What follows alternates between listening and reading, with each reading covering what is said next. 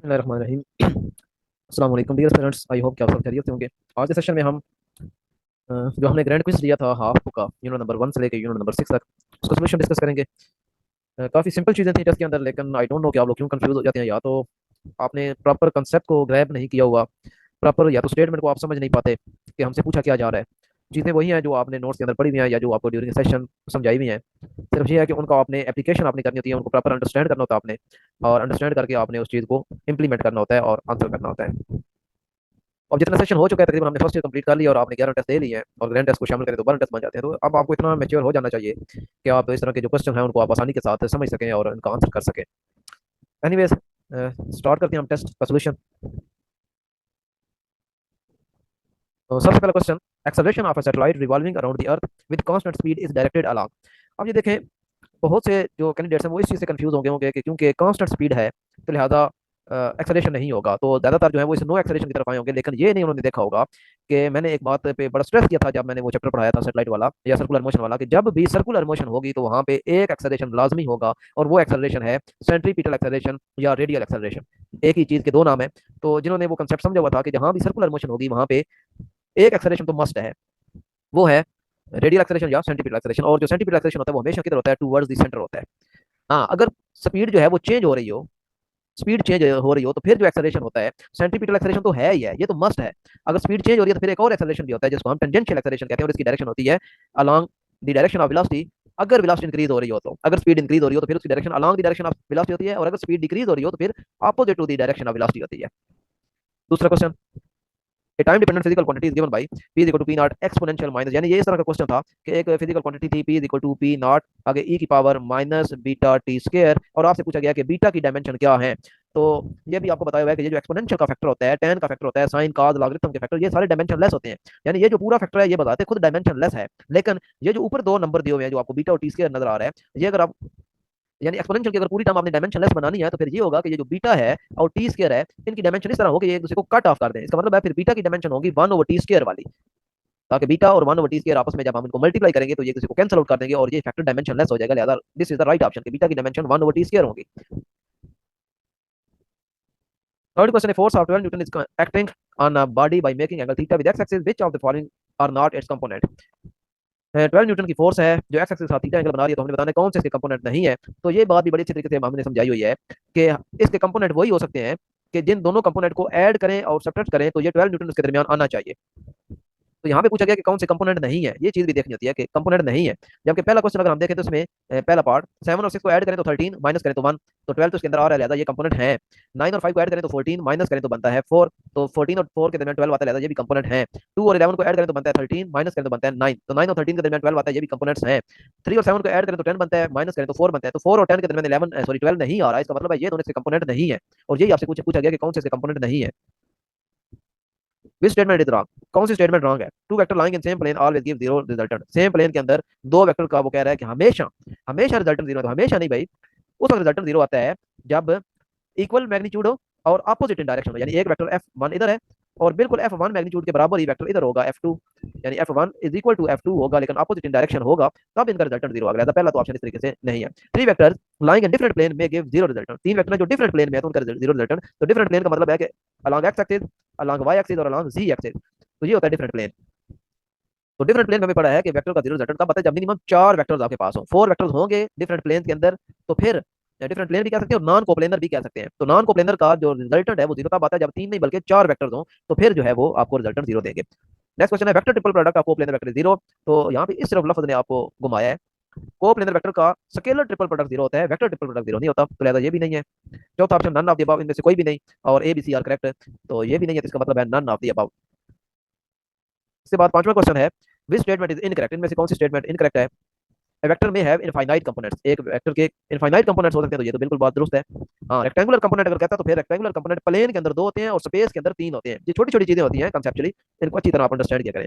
यहाँ पे अगर लफ्ज लगा देता रेक्टेंगुलर कंपोनेंट तो फिर इनफाइनाइट नहीं है, फिर प्लेन के अंदर दो रेक्टेंगुलर कंपोनेंट होते हैं और स्पेस के अंदर तीन रेक्टेंगुलर कंपोनेंट्स होते हैं, लेकिन यहाँ पे सिर्फ कंपोनेंट है, इसका मतलब इनफाइनाइट हो सकते हैं। Next option, components of a vector में have greater magnitude than vector itself, vector के जो कंपोनेंट्स हैं उनकी मैग्नीट्यूड वेक्टर से बड़ी हो सकती है। तो ये भी हमने ऊपर देखा था कि एक वेक्टर था जो 12 है बताते खुद, और उसके कंपोनेंट हमने नीचे देखे थे। एक कंपोनेंट इसका आप कह सकते हैं कि 14 भी है और एक कंपोनेंट इसका 3 भी है। ठीक है, तो आप देख सकते हैं कि वेक्टर बताते खुद जो है वो 12 है और उसका एक कंपोनेंट जो है वो 14 है और दूसरा कंपोनेंट 3 है, क्योंकि 14 और 3 को ऐड करें तो 17 बनता है और माइनस करें तो 11 बनता है और 12 जो है इसके अंदर लाई करता है 17 और 11 के दरमियान। लेकिन ये चीज इसमें है समझने वाली कि यहाँ पे सिर्फ कंपोनेंट की बात हुई हुई है।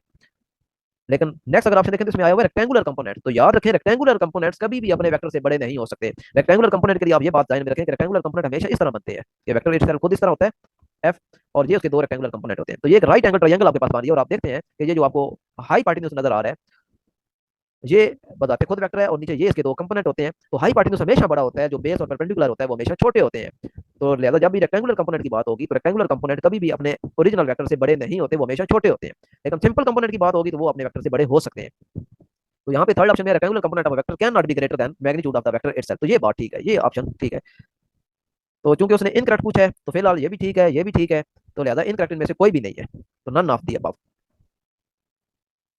Question number 6 है a force F is acting on a body by making angle theta with x axis such that magnitude of its horizontal component is half of the magnitude of the force F. Theta will be, कह रहा है जी कि force F है जो x axis का theta angle बना रही है और उसका जो हॉरिजॉन्टल कंपोनेंट है वो फोर्स की मैग्नीट्यूड का हाफ है। यानी ये जो हॉरिजॉन्टल कंपोनेंट है fx है ये फोर्स की मैग्नीट्यूड का हाफ है। तो fx को आप लिखें f cos theta f/2, f cut गया cos थीटा इक्वल टू 1/2 और थीटा आपका आ जाएगा 60 degree. 7 question, an object in space is moving towards east with constant velocity without influence of any external agency। दो चीजें आपको यहाँ पे इंडिकेट करी, एक वो कह रहा है कि बॉडी जो है वो कांस्टेंट वेलोसिटी के साथ जा रहा है। तो कांस्टेंट वेलोसिटी का मतलब है जीरो एक्सेलरेशन, एक्सेलरेशन नहीं है उसमें, एक्सेलरेशन नहीं है। और एक्सेलरेशन ना होने का मतलब क्या होता है कि नेट फोर्स जो है वो जीरो है। जिस बॉडी पे नेट फोर्स जीरो हो जाती है उस पर एक्सेलरेशन नहीं होता। फिर आगे लिख रहा है कि वो मूव कर रहा है without influence of external agency, यानी उस पर किसी किस्म की कोई एक्सटर्नल एजेंसी इंपैक्ट नहीं कर रही, कोई उस पर नेट फोर्स नहीं लग रही। इसका मतलब बॉडी सिर्फ और सिर्फ इनर्शिया की वजह से मूव कर रहा है, यानी न्यूटन का फर्स्ट लॉ उस पर एप्लीकेबल है। तो देखते हैं कौन सा ऑप्शन करेक्ट है। पहला ऑप्शन है force is acting towards east, acceleration बता रहा है कि फोर्स नहीं लग रही, this is the wrong option. No net force is acting on the object, ये ऑप्शन बिल्कुल दुरुस्त है कि इसके ऊपर कोई नेट फोर्स एक्ट नहीं कर रही। तीसरा ऑप्शन जो है नेट फोर्स एग्जिस्ट, ये भी नहीं हो सकता क्योंकि नेट फोर्स नहीं है, ये आप देख सकते हैं नेट फोर्स जीरो है। Resultant force of all force is non zero, तो यहाँ पे फिर ये नॉन जीरो क्या किसने गड़बड़ कर दी है। अगर कहते हैं resultant of all force is zero तो फिर कुछ आगे इसका सोचा जा सकता है, लेकिन जो यहाँ पे ही नॉन जीरो ने कह दिया तो यहाँ पे ये ऑप्शन रॉन्ग हो गया। 8वां क्वेश्चन था vector projection of vector 3i + 4 k on y axis. Y axis पे जो प्रोजेक्शन आप देखें 3i का मतलब है कि x कंपोनेंट भी है और 4k का मतलब है कि z कंपोनेंट भी है, और इसमें j में से इसका मतलब है कि आपका जो वेक्टर है वो किस प्लेन के अंदर है, वो एक्स जी प्लेन के अंदर है, एक्स जी प्लेन के अंदर आपका वेक्टर, जबकि y इधर है। तो आपका वेक्टर जो है वो एक्स जी प्लेन के अंदर है, यानी यूं है इस तरह है, ये वेक्टर एक्स जी प्लेन के अंदर पड़ा है। अब जो वेक्टर एक्स जी प्लेन के अंदर पड़ा है तो उसका प्रोजेक्शन या तो अलॉन्ग एक्स एक्सिस होगा या फिर अलॉन्ग जी एक्सिस होगा। जो अलॉन्ग एक्स एक्सिस होगा उसका प्रोजेक्शन बनेगा, ये सपोज वेक्टर एफ है तो ये होगा एफ एक्स, और अगर आपने प्रोजेक्शन लेना है अलॉन्ग जी एक्सिस तो फिर इसका प्रोजेक्शन होगा एफ जी, और एफ एक्स आपको पता है F sine F cos theta होता है, और एफ जी जो है ये इक्वल हो जाएगा एफ साइन थीटा के। तो लिहाजा अलॉन्ग वाई एक्सिस का कोई प्रोजेक्शन नहीं है, लिहाजा जीरो होगा। 9th question, when three forces 50 30 और 15 newton act on a body then body is, तीन फोर्सेस हैं तो बॉडी पे एक्ट करी, हमने बताना है कि बॉडी क्या है, रेस्ट पे है, मूविंग विद यूनिफॉर्म वेलोसिटी है, इक्विलिब्रियम में है, या मूविंग विद एन एक्सेलरेशन। अब ये जो क्वेश्चन दिया है इसको भी आपने देखना है वही चीज लगा के कि तीनों का सम जो है, कोई सी दो फोर्सेस का सम देखना है कि क्या तीसरे से बड़ा आ रहा है। अगर कोई सी दो फोर्सेस का सम तीसरी के इक्वल या बड़ा आ रहा है तो इसका मतलब यह है कि बॉडी इक्विलिब्रियम में है, और जो बॉडी इक्विलिब्रियम में होती है उसमें कोई एक्सेलरेशन नहीं होता, उसमें कोई नेट फोर्स एक्ट नहीं कर रही होती। तो चेक करते हैं कि क्या ये बॉडी इक्विलिब्रियम में है या नहीं है। तो इन दोनों को ऐड करें 50 और 30 को तो बनता है 80 जो कि 15 से बड़ा है। अगर आप 30 और 15 को ऐड करते हैं तो बनता है 45, नहीं जी यहीं पे प्रॉब्लम आ गया, 45 जो कि 50 से छोटा है। इसका मतलब है कि बॉडी इक्विलिब्रियम में नहीं है। अगर इक्विलिब्रियम में नहीं है तो पहला ऑप्शन भी गलत हो गया, क्योंकि जो बॉडी रेस्ट पे होती है वो इक्विलिब्रियम में होती है, ये वाला भी ऑप्शन गलत हो गया। और यूनिफॉर्म वेलोसिटी के साथ मूव करने का मतलब यही होता है कि बॉडी इक्विलिब्रियम है, यूनिफॉर्म वेलोसिटी मतलब एक्सेलरेशन जीरो है।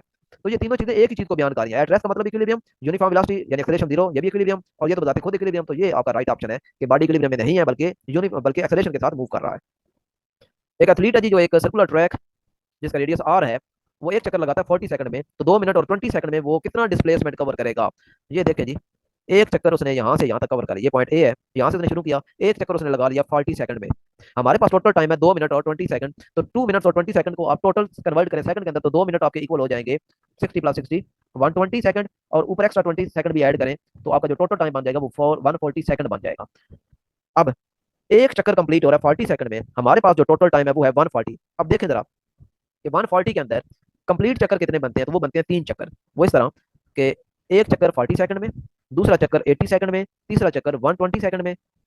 कंप्लीट चक्कर में आपको पता है डिस्प्लेसमेंट जीरो होता है, ये बात आपको अच्छी तरह पता है कि जब एक बॉडी कोई कंप्लीट अपना साइकिल कंप्लीट कर लेती है, जहां से स्टार्ट लिया था वहीं पे दोबारा वापस आ गई पॉइंट ए पे, तो इसका मतलब है डिस्प्लेसमेंट जीरो।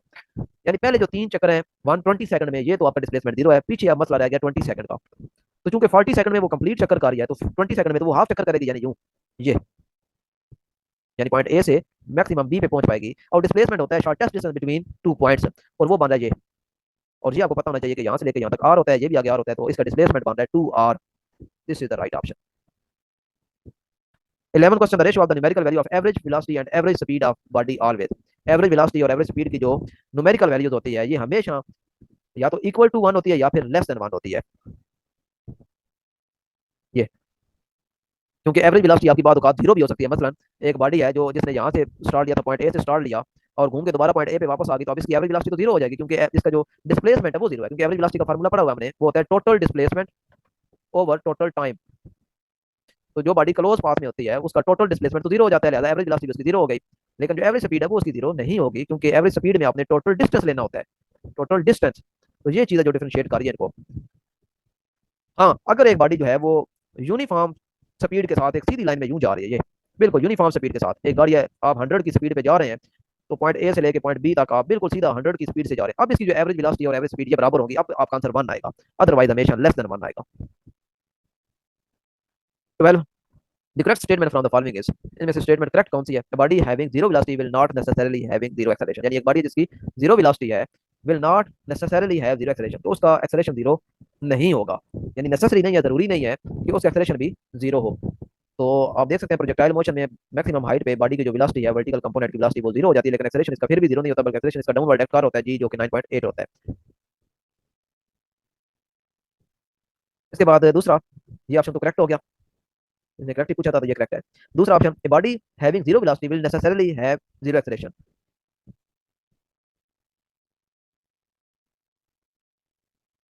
एक बॉडी है जिसकी वेलोसिटी जीरो है तो उसका एक्सेलरेशन भी जीरो ही होगा, नेसेसरी उसने कर दिया है। तो अभी आपके सामने ये केस है, आप देख सकते हैं प्रोजेक्टाइल मोशन में वेलोसिटी उसकी जीरो है लेकिन एक्सेलरेशन मौजूद है। तीसरा option, a body having uniform speed can have only uniform acceleration, यानी कोई बॉडी है और उसके अंदर यूनिफॉर्म स्पीड है तो उसका जो एक्सेलरेशन है वो भी क्या होगा, यूनिफॉर्म होगा।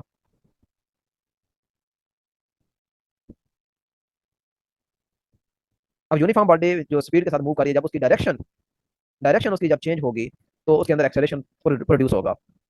और फोर्थ ऑप्शन जो है, a body having non uniform velocity will have zero acceleration, यानी एक बॉडी है जिसकी वेलोसिटी नॉन यूनिफॉर्म है उसके अंदर जीरो एक्सेलरेशन होगा। ये तो बिल्कुल किसी और भी दुरुस्त नहीं है कि जब बॉडी की वेलोसिटी ही नॉन यूनिफॉर्म है तो उसके अंदर तो एक्सेलरेशन मौजूद होगा लाजमन, तो ये भी इनकरेक्ट है।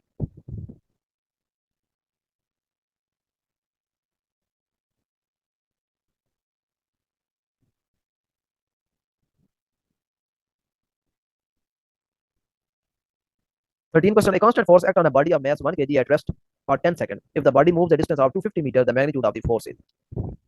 कांस्टेंट फोर्स दी हुई है, मास गिवन है 1 kg और 10 सेकंड के रिएक्ट किया, यानी टाइम भी गिवन है।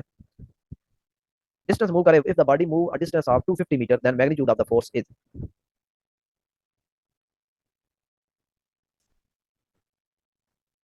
अब चूंकि हमारे पास मास भी गिवन है और डिस्टेंस भी गिवन है, तो इस पे हमारे पास जो फार्मूला हम लगाएंगे वो लगाएंगे d p over d t is equal to force f. अब यहाँ पे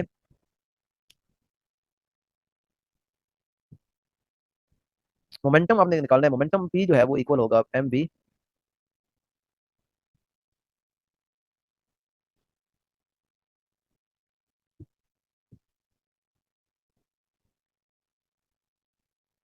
बल्कि सिंपली आप f is equal to m a लगा लें। एक्सेलरेशन निकालना पड़ेगा आपको, एक्सेलरेशन इक्वल होगा,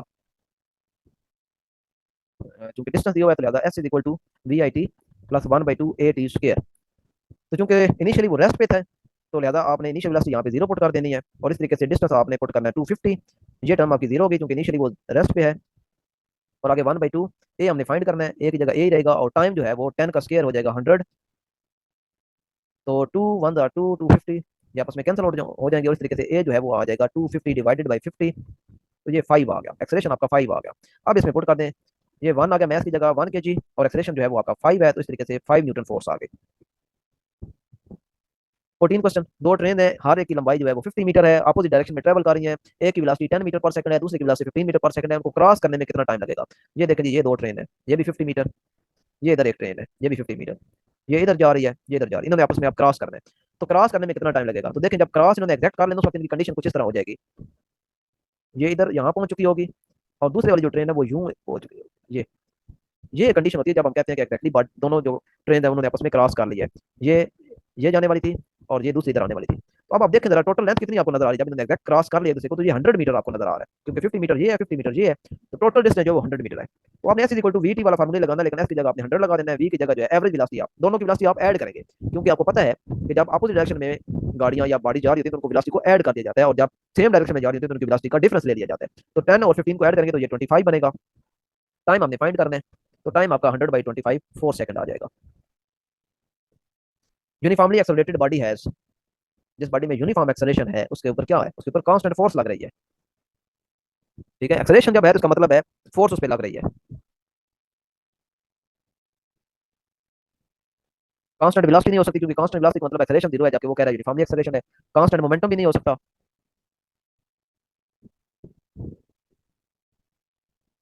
कांस्टेंट मोमेंटम इसलिए नहीं हो सकता क्योंकि मोमेंटम का फार्मूला होता है एम वी। तो जब यूनिफॉर्मली एक्सेलरेशन है इसका मतलब है वेलोसिटी में तो चेंजिंग आ रही है, फिर जब वेलोसिटी में चेंजिंग आ रही है तो मोमेंटम कैसे यूनिफॉर्म रह सकता है, मोमेंटम भी फिर आपका चेंज होगा।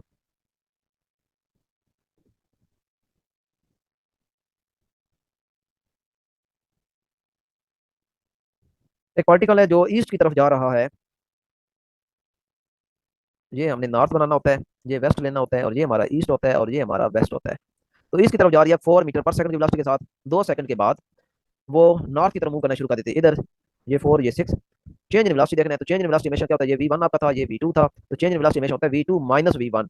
तो वी वन को रिवर्स कर दें, तो वी वन को जब आप रिवर्स करेंगे तो वी वन आपका इधर आ जाएगा, ये आपका वी वन आ गया, और वी टू आपका ये आ गया, ये वी टू अपने उसी डायरेक्शन में रहेगा। तो ये आपका आ गया चेंज इन वेलोसिटी, ये डेल्टा वी है। तो आप ये देख सकते हैं कि ये किधर है, ये नॉर्थ वेस्ट है, नॉर्थ वेस्ट, ये एक ही ऑप्शन है नॉर्थ वेस्ट वाला। ये अंडर रूट 40 नहीं आता, क्योंकि 4 का स्क्वायर रूट 16 होता है और 6 का स्क्वायर रूट 36 होता है, तो इनका जब आप स्क्वायर रूट लेंगे तो ये अंडर रूट 52 आ जाएगा, north west. 17 question, when a body moves with a constant speed along circle, constant speed के साथ जब बॉडी सर्कल में मूव कर रही है, तो सर्कल में जब बॉडी मूव करती है तो no work done on it, work उस पर नहीं होता। ये लिख रहा है एक्सेलरेशन प्रोड्यूस नहीं होता, सेंटीमीटर एक्सेलरेशन तो जरूर होता है, ये गलत हो गया। No force act on the body, उस पर कोई फोर्स एक्ट नहीं कर रही होती, तो सेंटीमीटर फोर्स एक्ट कर रही होती है, ये भी गलत हो गया। इट्स वेलोसिटी रिमेंस कांस्टेंट, उसकी वेलोसिटी कांस्टेंट रहती है, तो क्योंकि सर्कल में मूव कर रहा है तो हर पॉइंट पे उसकी डायरेक्शन चेंज हो रही है, लिहाजा वेलोसिटी मौजूद है, लिहाजा ये ऑप्शन भी इनकरेक्ट है। 18 question, a body of mass m moves in a circular path with uniform angular velocity, the motion of the body has constant। Circular path में एक बॉडी यूनिफॉर्म एंगुलर वेलोसिटी के साथ मूव कर रही है, तो उसकी जो मोशन है उसमें क्या चीज कांस्टेंट होगी, यूनिफॉर्म एंगुलर वेलोसिटी, तो कांस्टेंट क्या होगा, एक्सेलरेशन कांस्टेंट होगा, वेलोसिटी मोमेंटम, तो ये तीनों कांस्टेंट नहीं होंगे क्योंकि तीनों वेक्टर क्वांटिटीज हैं, तो ये तीनों ही डायरेक्शन डिपेंडेंट हैं, तो ये चेंज हो रहे होंगे। सिर्फ और सिर्फ आपके पास जो ऑप्शन बचता है वो काइनेटिक एनर्जी का बचता है।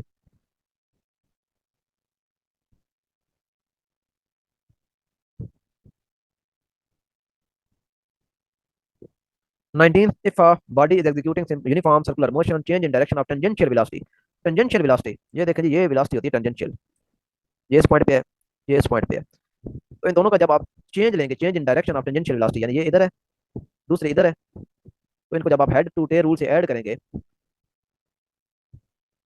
ये वी वन हो गया, ये वी टू हो गया, तो चेंज फाइंड करना, चेंज हमेशा क्या होता है, डेल्टा वी, यानी v two minus v one, यानी वी वन को उल्ट कर दें, तो वी वन को जब आप उल्ट करेंगे तो ये कुछ ऐसे बन जाएगा वी वन। अब हेड टू टेल रूल लगाएं, इसके आगे वी टू लगा दें, ये वी टू, तो ये जो है ये आपका चेंज इन आ रहा है। तो एक सर्कल में ये अगर आप गौर करें तो डायरेक्शन क्या बन रही है, ये टूवर्ड द सेंटर बन रही है।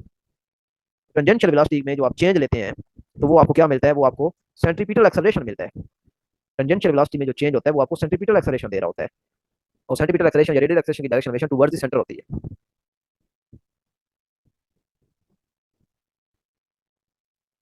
फ्रीक्वेंसी ऑफ सेकंड पेंडुलम का क्योंकि टाइम पीरियड 2 सेकंड होता है, तो फ्रीक्वेंसी होती है 1/t, तो 1/2 आप करेंगे तो 0.5 आ गया, ये 0.5 verse. 21, two objects having mass m1 m2 are fired horizontally with a certain height with velocity v and v2, तो सर्टन हाइट से दोनों मैसेज को हॉरिजॉन्टल डायरेक्शन में थ्रो किया गया, यानी ये हाइट है, एक को वेलोसिटी v1 से और दूसरे को v यानी डबल वेलोसिटी से। तो ये हमने देखा था कि जब आप सर्टन हाइट से ऑब्जेक्ट को हॉरिजॉन्टल डायरेक्शन में फेंकते हैं, तो हॉरिजॉन्टल डायरेक्शन में फेंकने का मतलब है कि आप उसको vx दे रहे हैं, हॉरिजॉन्टल कंपोनेंट ऑफ वेलोसिटी दे रहे हैं, यानी v cos थीटा आप उसे दे रहे हैं, आप उसे v by 0 दे रहे हैं, उसकी वर्टिकल वेलोसिटी 0 है।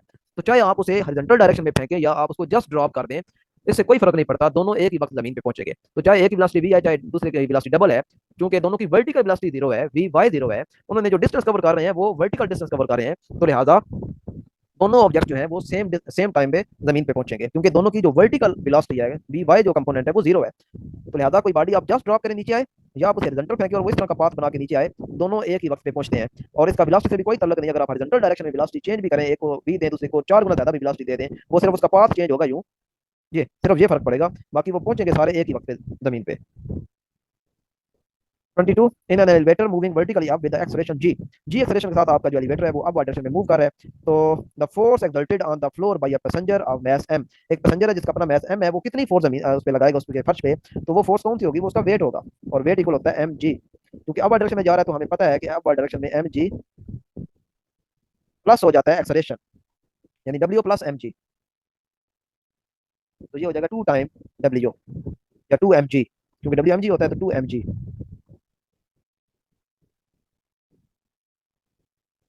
23rd, a body of mass m collides against a wall with a velocity v and rebounds with the same speed, its change in momentum। अब देखें, ये वॉल है, ये बॉडी से टकराई मोमेंटम एम वी के साथ, वापस आई, जरा अब चूंकि डायरेक्शन अपोजिट होगी तो लहजा इसका जो मोमेंटम होगा वो एम माइनस एम वी होगा। तो चेंज आपने देखना, तो चेंज हमेशा कैसे फाइंड करते हैं, फाइनल माइनस इनिशियल। तो minus m v minus m v, ये आपका फाइनल मोमेंटम हो गया, ये आपका इनिशियल मोमेंटम था। तो माइनस एम वी इक्वल आ जाएगा माइनस का 2 mv, और अगर आप मैग्नीट्यूड को सिर्फ ले लें तो माइनस को आप इग्नोर कर सकते हैं और इस तरीके से आपका माइनस 2 mv आंसर आएगा। 24, a body whose momentum is constant, अगर मोमेंटम कांस्टेंट है, must have constant, momentum constant constant होने का मतलब ये है कि p is equal to m b, m तो वैसे ही कांस्टेंट रहता है चाहे आप जो भी काम कर रहे हो, इसका मतलब है मोमेंटम कांस्टेंट का ताल्लुक है वेलोसिटी के साथ, कि वेलोसिटी भी कांस्टेंट है। तो जब वेलोसिटी कांस्टेंट है तो must have constant velocity constant, और कांस्टेंट वेलोसिटी है तो एक्सेलरेशन तो उसके अंदर कांस्टेंट नहीं होगा, हाँ जीरो होगा। वेलोसिटी कांस्टेंट है तो एक्सेलरेशन जीरो होगा, तो जीरो को भी आप कांस्टेंट कह सकते हैं, एक्सेलरेशन कांस्टेंट है जीरो है। और जब एक्सेलरेशन जीरो है, एक्सेलरेशन कांस्टेंट, इसका मतलब है कि उसके ऊपर लगने वाली जो फोर्स है F is equal to m a, acceleration जब कांस्टेंट है इसका मतलब है कि उस पे लगने वाली जो फोर्स है वो भी कांस्टेंट है। तो all of the above is the right option. 25 question, which of the velocity dependent force, कौन सी फोर्स जो है वो वेलोसिटी डिपेंडेंट है। तो जो ड्रैग फोर्स होती है F is equal to 6 by eta r v, ये भी, और मैग्नेटिक फोर्स, ये दोनों ही वेलोसिटी डिपेंडेंट है, क्योंकि मैग्नेटिक फोर्स होती है क्यू वी बी, तो दोनों के अंदर वी है, दोनों वेलोसिटी डिपेंडेंट है। जबकि जो कंजर्वेटिव फोर्सेज होती है वो सारी की सारी पोजीशन डिपेंडेंट होती है। ग्रेविटेशनल फोर्स है, इलास्टिक स्प्रिंग फोर्स है, इलेक्ट्रोस्टैटिक फोर्स है, ये तीनों कंजर्वेटिव फोर्सेज हैं, और तीनों की तीनों पोजीशन डिपेंडेंट फोर्सेज हैं। 26 बॉडी एट रेस्ट में है, बॉडी अगर रेस्ट पे है तो उसके अंदर क्या होगा, उसके अंदर एनर्जी होगी। कैसे होगी एनर्जी, जब आपकी बॉडी कोई किसी हाइट पे आपने रखी हुई है, यहाँ पे तो है तो ये रेस्ट पे, लेकिन इसके अंदर पोटेंशियल एनर्जी स्टोर है। Kinetic energy of a body of mass 2 kg and momentum 2 Newton. तो काइनेटिक एनर्जी का फार्मूला होता है पी स्क्वायर ओवर 2m, तो ये फार्मूला आप लगा के आसानी से इसकी एनर्जी निकाल सकते हैं, 2 का स्क्वायर 4, और नीचे भी 4 तो ये काट के 1 जूल आ जाएगा। 28, completely in elastic collision in which the two colliding particle, यानी कौन सी कोलिजन जो है वो कंप्लीटली इन इलास्टिक है, जिसमें दोनों बॉडीज आपस में जुड़ जाते हैं, remain together after collision, collision के बाद अगर बॉडी दोनों जुड़ जाए तो वो कंप्लीटली इन इलास्टिक होती है। आखिरी क्वेश्चन 30, सिंपल हार्मोनिक मोशन में D E by D T, ये क्या होता है, जबकि ई आपकी मैकेनिकल एनर्जी है, यानी कि sum of kinetic energy and potential energy. तो ये हमें पता है कि जो sum of kinetic energy and potential energy होती है वो हमेशा कांस्टेंट रहती है हर पॉइंट पे, यानी ये पॉइंट है ये, तो हर पॉइंट पे ये कांस्टेंट है। तो कांस्टेंट चीज का जब आप टाइम डेरिवेटिव लेते हैं तो वो क्या आ जाता है, जीरो आ जाता है, तो लिहाजा जीरो एवरीवेयर। ई बताते खुद कांस्टेंट है एट एवरी पॉइंट, लेकिन इसका जो डेरिवेटिव है विद रिस्पेक्ट टू टाइम वो कांस्टेंट नहीं है, वो क्या है, वो जीरो है एवरीवेयर। और इसके बाद 29 क्वेश्चन जो है, 3 ऑब्जेक्ट्स हैं, शेल है, स्फीयर है, सिलेंडर है, सबको इंक्लाइन प्लेन से नीचे मूव करवाया गया है और वो स्किड कर सकते हैं। तो जब